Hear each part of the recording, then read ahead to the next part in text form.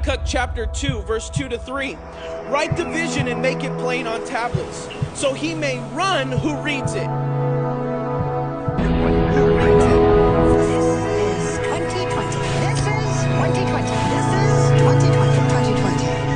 Really can't see clearly. I see all this blocking me. I see all this, but how do I get through this? How do I navigate?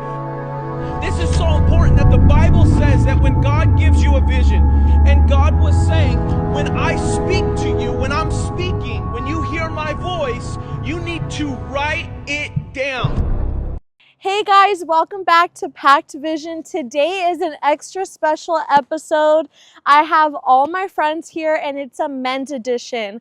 Last year, I think we did a men's packed, Men Are Packed with Vision episode with David, and I'm so excited to have him back. And each one of these men I know are called to make an impact in the world. So I have invited them to be here. Everybody has different backgrounds. This is their first time meeting each other. But I just really hope that this episode stirs conversation so men can begin to unpack some are just real raw conversations that men normally don't have. I think that Packed Vision is a safe space for people to truly talk about their testimonies of where they've been and where God has brought them. Some of us have different beliefs, some of us have different careers, but that does not make any of us different or less called to make an impact in the world. So, and I'm just excited to be here on this episode to really hear what these men have endured and overcome to help men that are listening on this episode. We will be having a wellness event for men next month. And what day is it, David? November 16th. Write it down. Yes. Invite somebody. It's going to be dope. It's men, obviously, only. November 16th at the Wellness Ranch. It's going to be our little R&R. And it's just we're just trying to create a space for men to get together, to be vulnerable, to share some hope in some situations of our life that we may be going through in silent or publicly. But yeah, if you know anyone who needs to make it out, go ahead, send them this video, but also be intentional and invite them, or send them my info and I'll do it for you. Yes. And so just so we can start this episode with a little bit of knowledge of where everybody is at right now currently in their life, maybe you guys can explain what career background you come from, if you're married, if you're single, if you're engaged. And if David is married, you're about to find out right now. He wants to show off his ring. All right. And then also where you are currently working right now. You don't have to name the specific spot, but just so men can hear the diversity that is in this group. So we'll start with Anthony. Anthony, share with us. Ooh, okay. So working, no. Full-time dad, yes. So I take the kids home, pick them up, take them to baseball. I'm coach. I'm, talking to the neighbors. I've made it my part of my process to help other people in my neighborhood, like as if they were part of my unit. I love that. So what do you mean by part of my unit? Now, military-wise, I did serve. I was active Army for 3 years and 4 years in the reserves. And in that time, I did do the deployment to Iraq, part of Iraq 1 and 2. So Iraqi freedom and enduring freedom. My job there was to clear the way, take out any obstacles, any enemy weapons caches, route clearance, demolition, a little bit of EOD, which is Exploding Ordnance Division, and basically wait for the cavalry to come by and start up the whole process of operations there. I love that. Anthony, how old are you? And I'm only asking because this shows other men how diverse our group is. I think a lot of people think that vision stops at a certain age. So I want to make sure people know how old we are. Oh, I think it gets better with age. Here, you tell them. It's more mature, wise, seasoned, our flavors are developed, you know what I'm saying? And we have a lot of experience. I'm going to be 42 this year. Hey, yeah. 42, okay. Believe me, my body feels like I'm 85. But I'm here. I've made it through a lot. God has brought me through so much in my life. He's helped me with and delivered me from substance abuse as far as pills, narcotics. 6 months before going to Iraq, I actually went out of a 3-story building and I fractured my back in 3 places. I was in the barracks, I was underage, and I was heavily intoxicated. My alcohol level was at 242, and so basically I could have died just from the alcohol. Wow. And so I've taken everything that I've learned from the military, the good, the bad, the ugly, and I've applied it to my life. And thus far, or now as a soldier of Christ, I'm looked at it now as like I've been indoctrinated into the Lord's army. Awesome. And so I've been married for now 17 years. Yes. And I've known my wife for another 2. I always say 2 years hard time. So that's the before part. I still get credit for that. You know what I mean? And I have 2 children, a boy and a girl. My oldest is 17. He's in high school right now. And my daughter is in 8th grade. So fun fact, there's 3 veterans on this episode right now. And we did not plan this. So let's go to Andrew. Andrew, can you share a little bit? Okay, so I served in the military for almost 9 years. I was in the Army. I was a medic. I was active the whole time. I didn't go overseas for deployments, but I spent about 18 months in, they identify combat zones by zone 1, 2, 3. So I spent time in zone 1, but never like deployed into combat. I'm married. Yes. 31. Been married for going on 7 years, but I've been with my wife for over 12, 13 years. So a lot of time off, a lot of time together. Just in reference to like what we're talking about with like mental health and stuff. It's not just a challenge with military stuff, it's a challenge with personal, it's a challenge, and it's just kind of like Anthony's saying, like how we learn and try to adapt from these things and just try to share that. What's worked with me is I started a fishing group with our church, Patriots, so it's going on my 2nd year, and Congrats, man. and while it's not the biggest, I'm grateful for the community, right? So these things that I've grown and I've like allowed myself to have and really be blessed, right? Because you can only accept God's blessing if you're willing to accept it, right? And so just learning so much from changing my perspective of man, this is it, this is the end.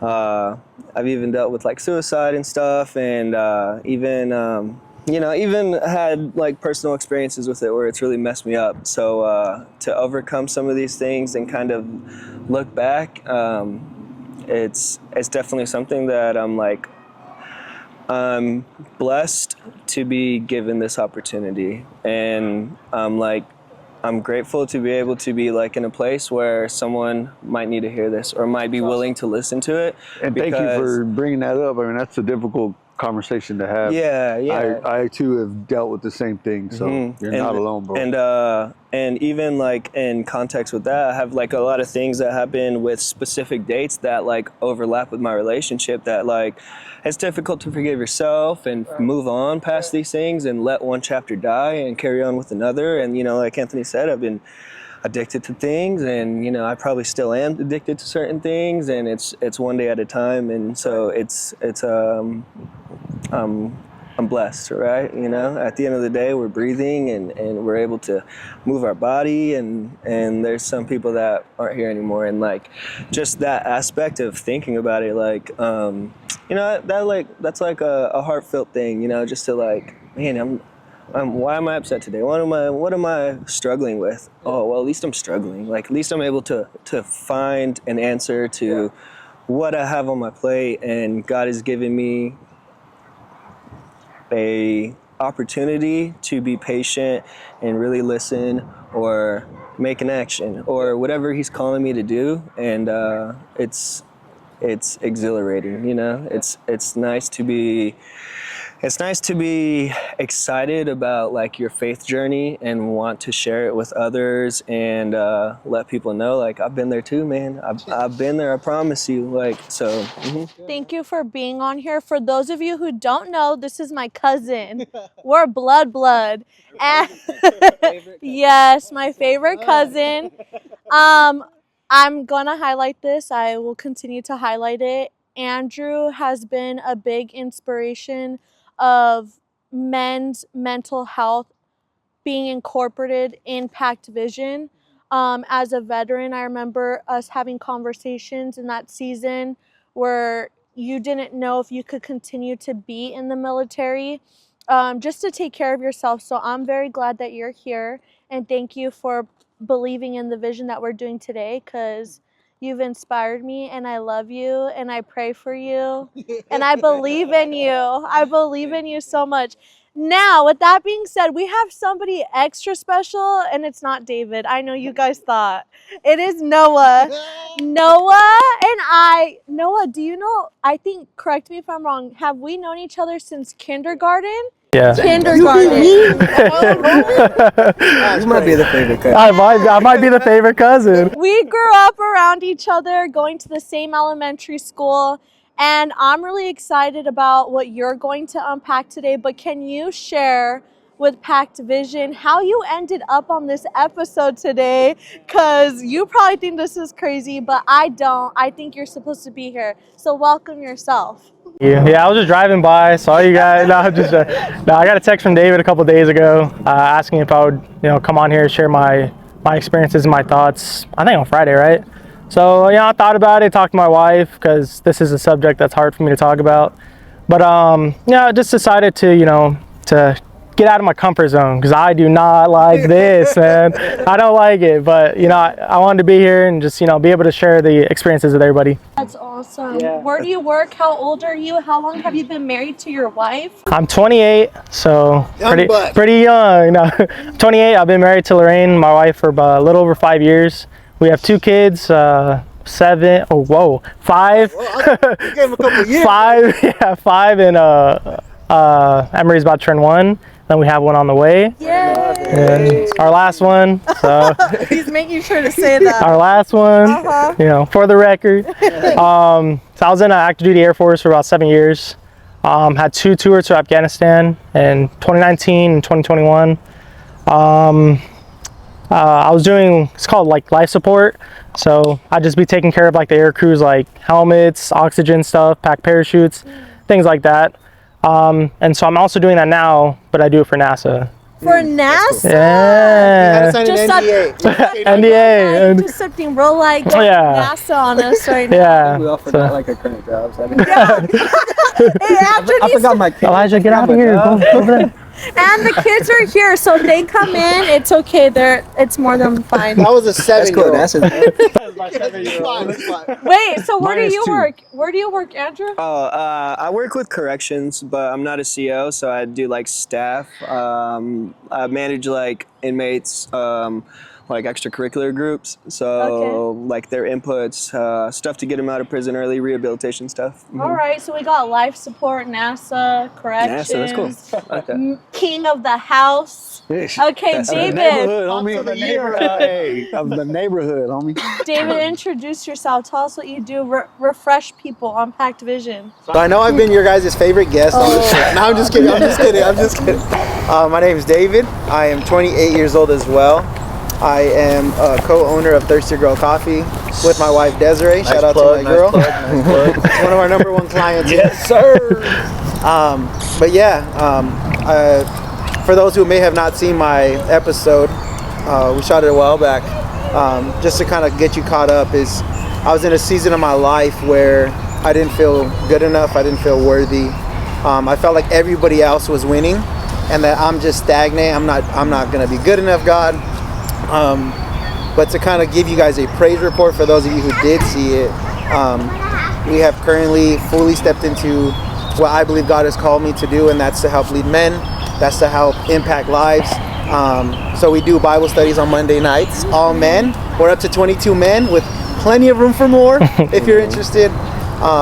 but also just building relationships. But Seamless. also being able to partner with Pack Vision for November 16th to really help people out there who may feel like they're alone. Something you guys all said is maybe things that we've endured or gone through, traumas in our life. It's hard for us to get here and we're uncomfortable, but moments like this is where we're able to see a little bit more hope given. You finding your commitment to men, like I think a lot of men have a difficult time speaking up. So, you know, men will sit in a room and hear a testimony, and sometimes they don't realize the similarities in their testimony or even what they're being shared, and like, oh my goodness, I'm not the only one feeling this. Okay, and that's a great place to like have that opportunity, like you're saying, to open up and have conversation, to get uncomfortable. You know, that was a great way to put it too. Get you know, naked. is yeah, but That's me too. Like I'm not good at speaking because I really show my emotions on my sleeve. So like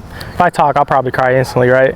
So I really like listening. I'm not religious, or I don't own a religion right now, right? So but I'm open to hearing these things, right? Yeah. And so I'm the fly on the wall who likes to hear these things and kind of keep an open mind and open heart, and you know, just see where it takes me. Yeah, I'm glad you're here. And at Packed Vision, we all cry. Hey, I just want you to know. I think every episode fit right in.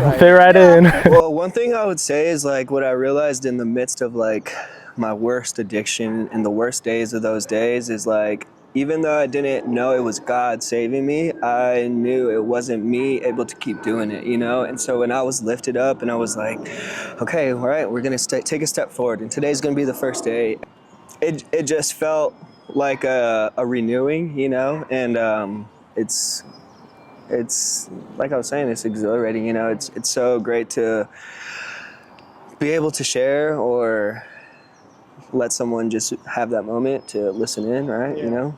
Can I just say that life is like golf? You can never master that thing. That game is hardest. I mean, it's one of our favorite things to do. Hey, might go back to back. You know? That's right. but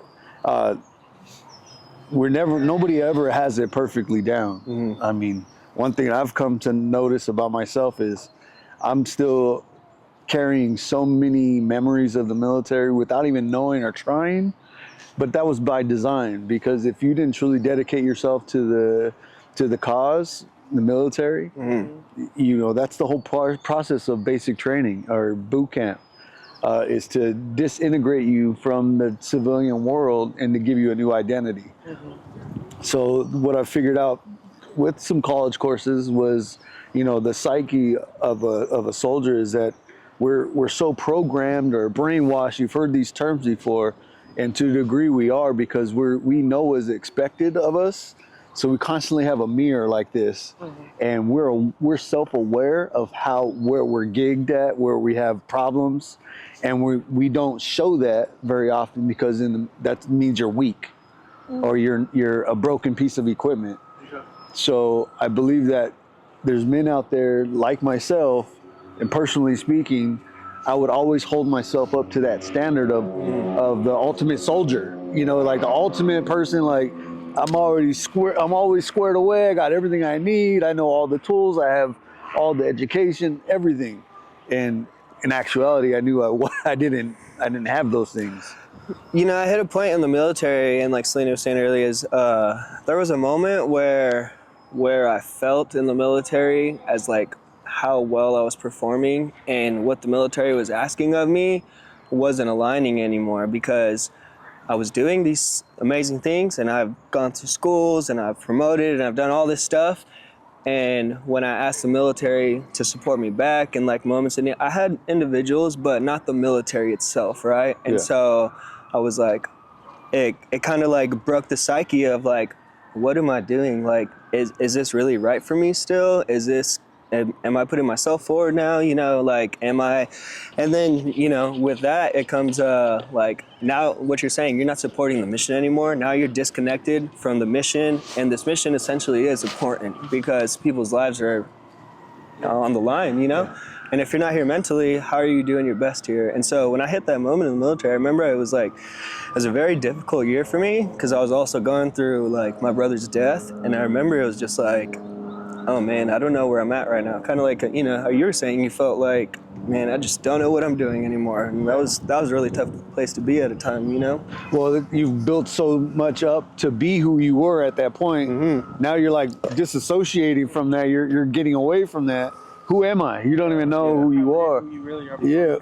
Or you kind of remember what you liked and what you were about, but you know, that's what I meant by the platform that I was putting myself on. I was realizing that, like you said, it was diminishing from who I really was starting to become, and I didn't know how to handle not being the tip of the spear, the first to fight, and the most prestigious unit, and to come home to be a stay-at-home dad.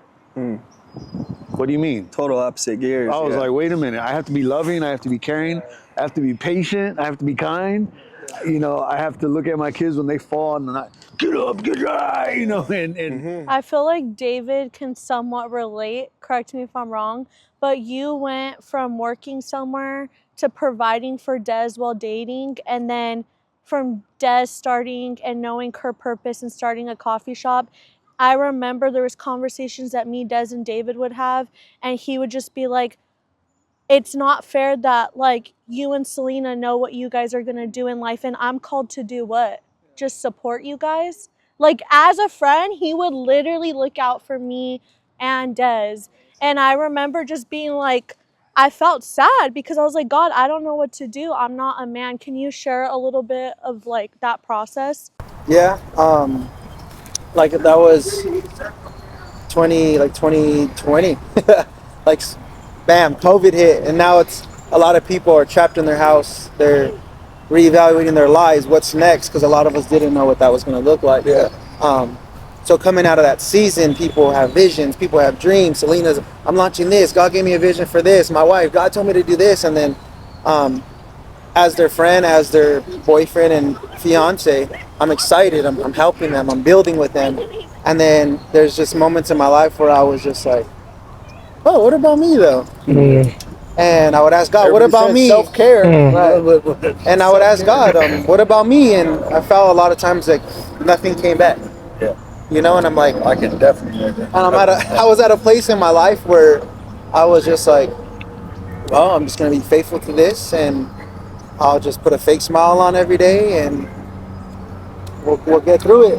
And then I ended up losing my grandparents over the course of those 3 years, and man,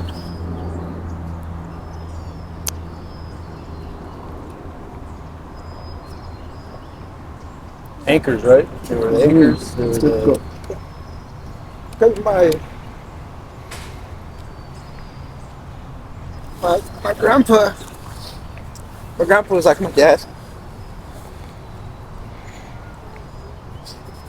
and I missed. When that happened, there was a shift in my life, and I began to deal with severe anxiety, depression. I felt lost, felt hopeless. I just felt like I was just caught in the cycle of life, putting up a smile, because I've learned how to perfect that. I learned how to show everybody David's good. David's always had a nice life. David's always been this. He's always had God. But it came to a point in my life where no one knew the battles in my mind I was going through. And it got bad, really bad, to the point where That makes you more alone. yeah. And then on top of that, my wife feels helpless. She can't do nothing for me. My friends are praying for me, and I'm just stuck. And it got really bad. And then I remember my wife, what she did is it broke me. My wife typed up a notes in her iPhone. She listed scriptures of taking back your mind and having no fear and being set free from things and healing over your body, because my grandpa had cancer. So anytime something went wrong with me, I felt like I was getting it. My grandma had diabetes, and I'm like, bro, I'm overweight. I'm going to get diabetes. My side hurts. This is wrong. And all these fears just began to flood my mind. And I didn't know what to do. And I would say, God, here they are. But I was still holding it.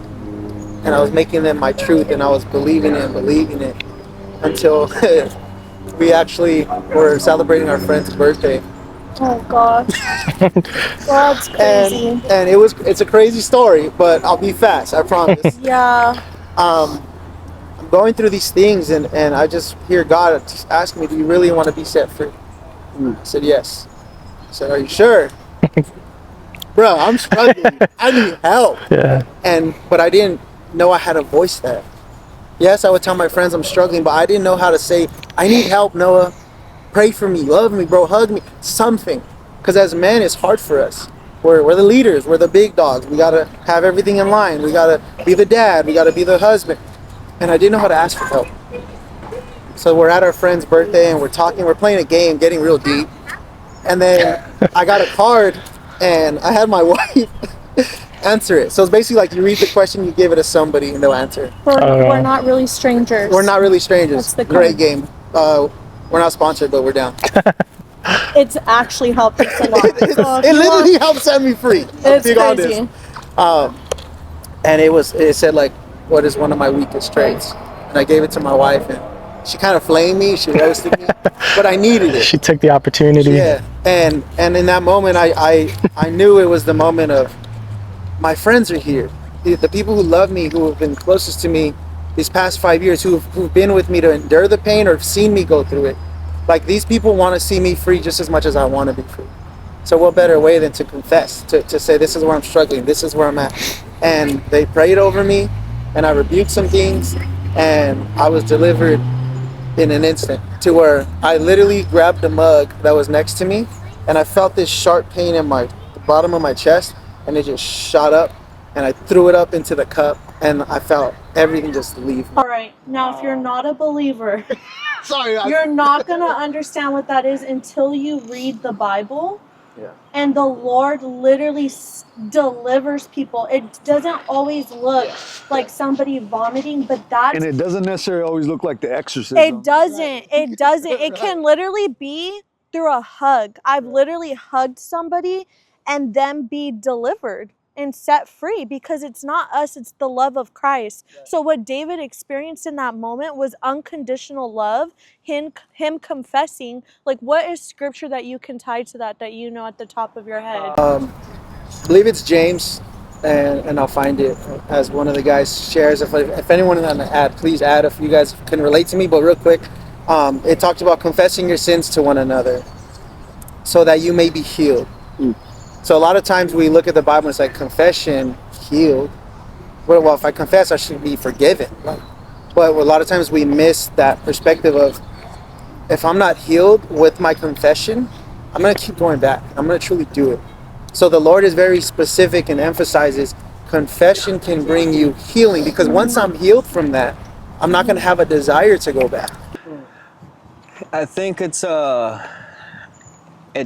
can apply to being patient as well. But I remember this scripture this saying intently from Pastor Adam when he said, you can be angry and not sin. And as you were telling your story, you were talking about like your frustration with being patient. And it's hard to be a secondary role, and while your story is on pause and everybody else is succeeding, however we quote it. And I think it's just it shows a remark of your character, right? Your commitment to Christ, your ability to follow something bigger than you, right? Because that wasn't your season, you had to be patient. And now that you're in your season and you're able to look back and say, I see why you had me be patient, I'm grateful for that lesson. But it's hard to see that while you're going through it, because why not me? Why can't I go through it? When is my turn? I'm tired of waiting. I don't want to do this anymore, right? I just want to give up. And I've been reading recently, I think it's in Galatians 5:15, something like that. And that's in that area where it talks about the bountifulness of being with Christ. But before that, it talks about what you have to give up. And it talks about giving up the old. And it talks about, I think it said, I forget the exact word that's used, but it says it like 3 or 4 times. It's like, when you're with Christ, you'll be renewed. You'll wake up and you'll feel renewed. And so it's it's something you can only see after you've gone through it, you know, and that's interesting. Can I ask, Noah, how do you feel like you mentioned earlier that you've experienced, I don't know your story or what you've gone through. Not all of us have been walking with God our whole lives. We can say that we were Christians, but there's literally a difference actually following Christ. So how have you been able to navigate and get through the things that you went through, whether you think it was Jesus or not? Like, how can you share that with us?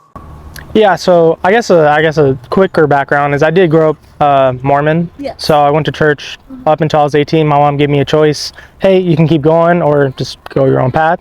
Chose to go my own path. So that's kind of like the last religious experience that I had. Just kind of been on my own since then.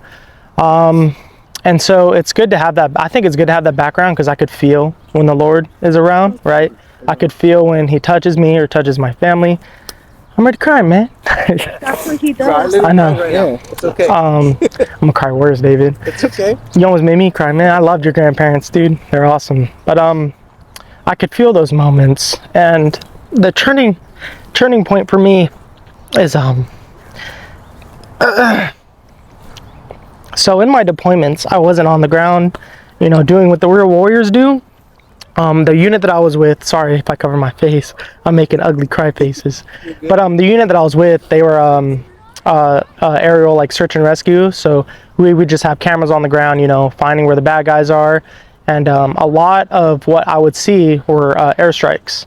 So I probably saw like 200-300 people get blown up. All right, so I'm not the one doing it, but that definitely messed me up because, you know, it's not a video game, right? Can't just come back to life. I've seen a lot of people's lives get ended. And after my first deployment, we were at my house. My wife finally moved in with me because I didn't want her to be in New Mexico alone with my newborn kid, right? So we were sitting there, and I never really dealt with mental health or anything like that. I never talked about it like a lot of people don't. But it was one day everything was just finally building up in me, and I was like, what is going on, man? And I never went to the doctor about anything. So I was like, man, what is happening? And I was having a panic attack. I've never had one before. So I didn't know what was going on. So I told my wife, I said, I don't know what's going on. I think I'm having a heart attack. I feel like I'm gonna die. I feel like I'm gonna die, man. What? I felt like I wasn't in my body. I didn't know what was happening. And so that whole, I came back from work, the whole day I was just going through things I've seen while deployed. And I'm like, why is it all coming now? What happened? So I went to my room. So I went to my room alone, and I was thinking, I was like, man, what do I got to do to get this out? And so I didn't want to show that in front of my family, right? I'm a man, can't be showing off my emotions, my family. This is how I was mentally. And I finally went to the room, my heart's going. I'm like, man, what is going on? I just needed to release. And so, like I said, the last big interaction I had with religion was when I was a teenager. And so I just felt the need to fall to my knees. Oh, God. To fall to my knees and say, God, help me. Because I didn't have anybody. I said, God, please help me. I don't want to die. I don't know what's going on with me. I'm just ready to be relieved of all this. And I mean, the stillness, the comfort that I felt, man, I have never felt that ever. I've never felt that. I mean, I just sat there quiet. Everything felt good. I finally felt relieved, right? And so I took that as an example that, you know, it's time to talk, right? I dealt with anxiety and things since I was a kid. My father passed away when I was super young. I grew up in a family where my mom had 5 kids, so she was never there. She had to work, she had to provide, right? And so my brothers were, we're good now, but at the time they were abusive, right? Like brothers, like it's like brother love, but man, I was getting the blunt end of it, right? And so I grew up with anxiety, then depression, and then just going through the deployments, just all just rekindles, right? And then I've just never talked. My mom's always told me, like, you're a bottle, man. Like, you build it up, and then it like releases, right? And so this was a release for me, because I never talked about what I saw or what I went through with my wife, or anybody in my units, right? So I took this as an example, like, hey, like, it's time. So that's when I finally took advantage of the healthcare in the military, and I started talking to counselors. And I started talking to people around me that were going through the same things, because I was in charge of a shop, so I had troops under me, right? And I was sending them out to these locations too. And then I was like, wow, like, are they really going through the same thing? Yeah. Kids that are way younger than me, and I'm just sending them out, you know, and I'm like, wow, are they going through the same stuff? So then I started bringing them into it and letting them know, because it's such a stigma. As a man in the military, man, going to mental health, that'll ruin your career, right? You're not going to be able to promote. Nobody's going to want to trust you. It's such a stigma, and I believed it. I finally was like, there's nobody else. Yeah. So it's not a stigma, right? Like, I was able to promote still. I was able to still do the things that that people that don't go do it to also, right? So that's when I was able to start understanding that it's okay to talk about these things, man. Like, whether it's things that you saw in a deployed location, or just being in such a stressful environment. Yeah. So yeah, that's kind of my experience. Sorry. Thank you. Don't be sorry. Thank you for sharing. Noah, when preparing this episode, I really felt, and now that you've even shared what you've done in the military, I really feel like God wants to remind you that he's been there this whole time. And I don't know if you know this, and I'm sure you've heard at some point, but calling on Jesus' name holds power. Like, how is it that you just said one sentence and felt a sense of peace? And not just that, but I really do believe you have a calling on your life to be life support. Just like your position in the military or wherever you're at, like, God still wants to use you right now. And so thank you for being here, and thank you for being vulnerable and sharing that. I don't take it lightly, and I know that that's going to save somebody listening today. So how would you guys, if all of you have children except me and David, but we have like 90% of our friends are married and have kids, how would you guys help your children or somebody else that's out there? Like you said, you were sending younger men out there. How would you help and give advice to somebody that is struggling with these thoughts, whether they're believers or not? If you're not a believer, that's all right. There'll be a time that he'll recognize his power. Everybody will at some point, and his love. But another thing that has been so helpful is to find that support unit, that support group. For me, it was my family, my wife, amazingly patient with me, and what is very helpful in establishing, let's just get one thing done today. Here's a list, and I'm like, whoa, take it easy on that list. It was getting long. I was like, just the 3 simple steps, 1, 2, 3. I can hit those I can knock those out, and it kept me mission oriented. But also, I did seek the VA. I was struggling with the VA. They didn't have my paperwork or my records. You weren't in combat. You didn't have that, so I had a lot of stuff that I had already saved. And it took a night that I came down on my knees and was like, God, I'm against the Goliath right now. The government is saying that I am not that person that I knew myself to be and had that proof of it. And they're saying I'm denied for my medical benefits and pension. And it took 3 years of fighting. And some amazing doctors at Long Beach VA, and that called. I was, technically AWOL at one point from the National Guard, but that was because I was working 6 days a week, and I was going to culinary school, and that was another 6 days a week. and it, and then I was using a lot of substances to just to keep me going, to get me by, or what I thought was keep getting me by.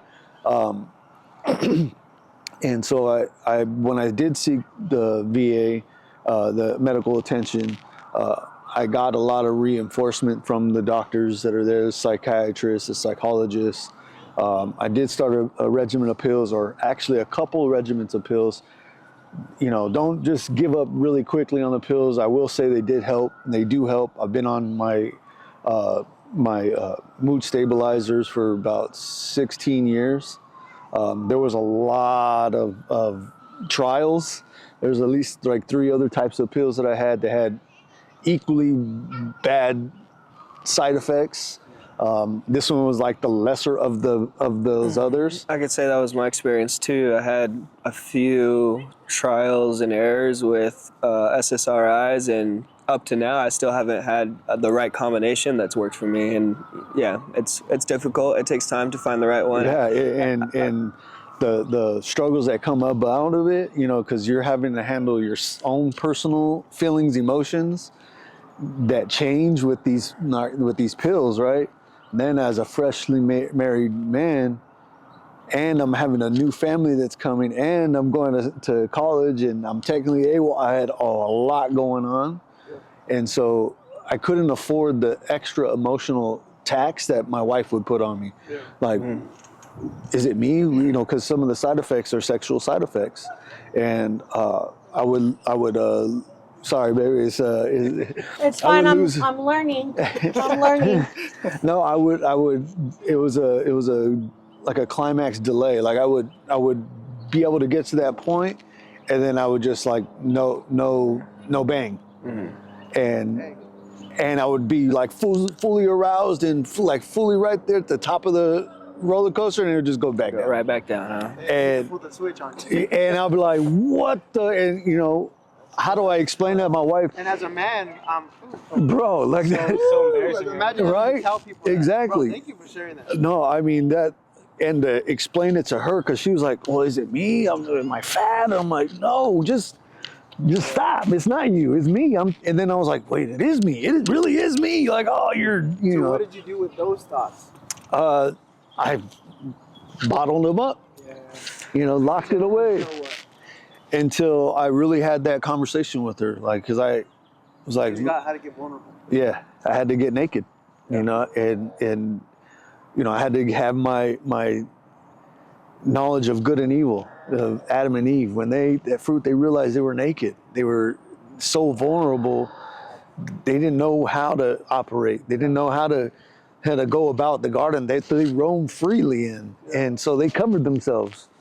And so I was trying to cover myself with a whole bunch of this or that, and let's keep myself busy and do this and do that, and would use it to I would have to build up my wife. Like I'd always have to be like, you know what? This is opportunity, baby. You look good in that dress, or Then I actually started. Not that I didn't believe it. My wife is beautiful, but it really helped the love language because that was really her love language. She needed that affirmation, and so I needed to remember that people need that. And I mean, of course, I needed it, but my wife needed it in that moment because she felt like I wasn't attracted to her, like she was going to lose me at any time. And so I had to make a conscious effort to reinforce that idea that, hey, I'm here for you. I don't want to go with anybody else. I don't want to be with anybody. It's just something that I'm dealing with. And then we found out that, it's a long part of the long list of side effects. And I'm like, wow. Okay, now I don't feel as bad. It's something that I'm taking. Then I had to come up with the choice of, am I going to continue to do this? Because it's causing a lot of other problems that I don't need to add onto my plate. But And I was going to ask you, because I know you said being married, but prior to that, you were on and off. Did you feel like these things, we bottle things up, we find outlets that are not beneficial, they may feel good for a minute, but it leads us to the wrong path? I've kind of done a different route because I didn't enjoy the medications, and so I'm actually in the current process right now of trying to get started back on them because I use natural substances, and I try to minimize what I use, but I do use THC at night to sleep and certain things for PTSD.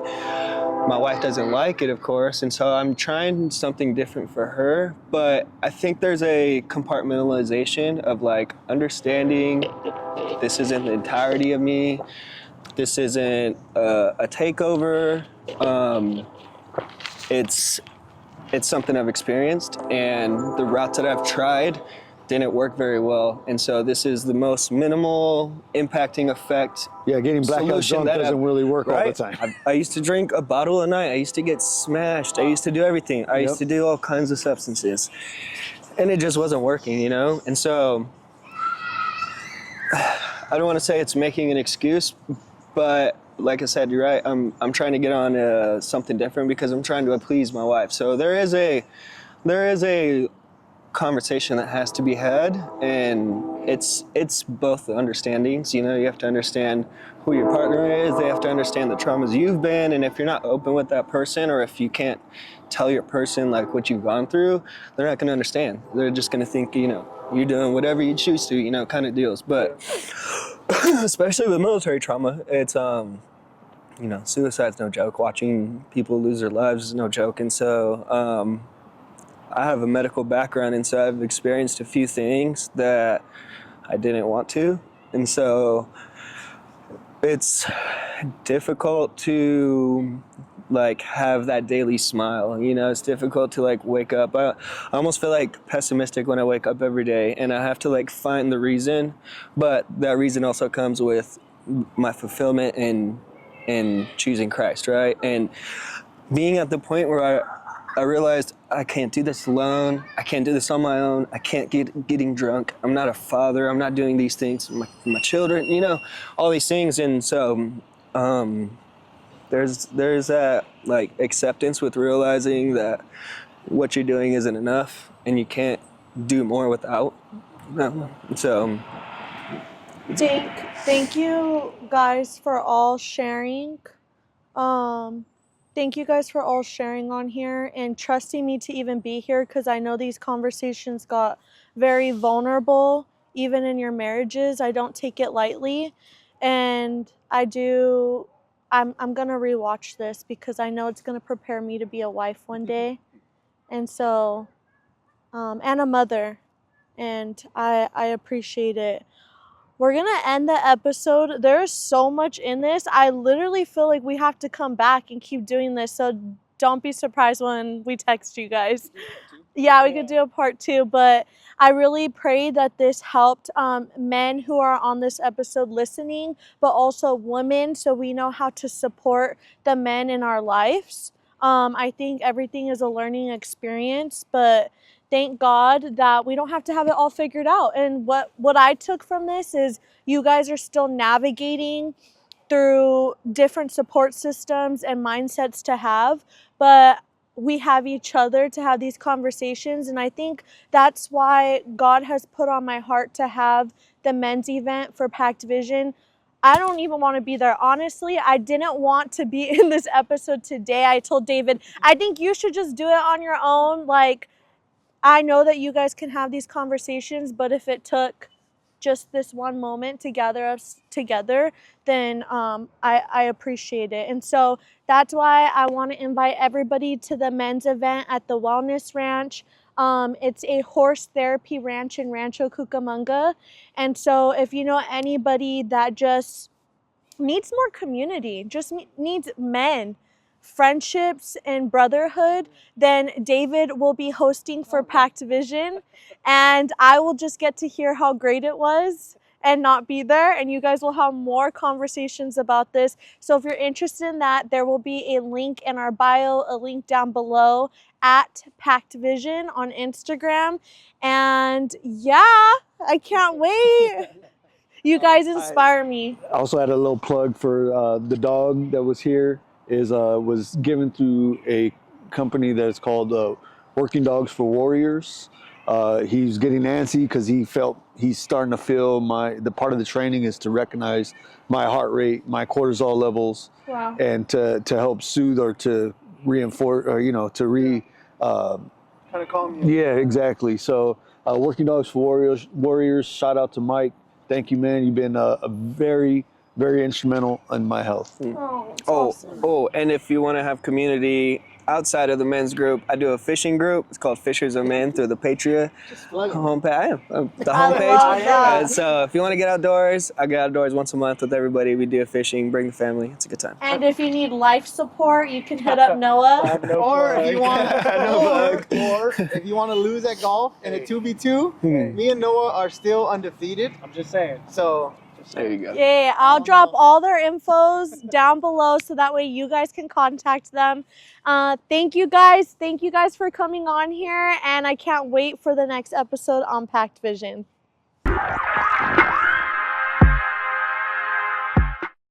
Habakkuk chapter 2, verse 2 to 3. Write the vision and make it plain on tablets, so he may run who reads it.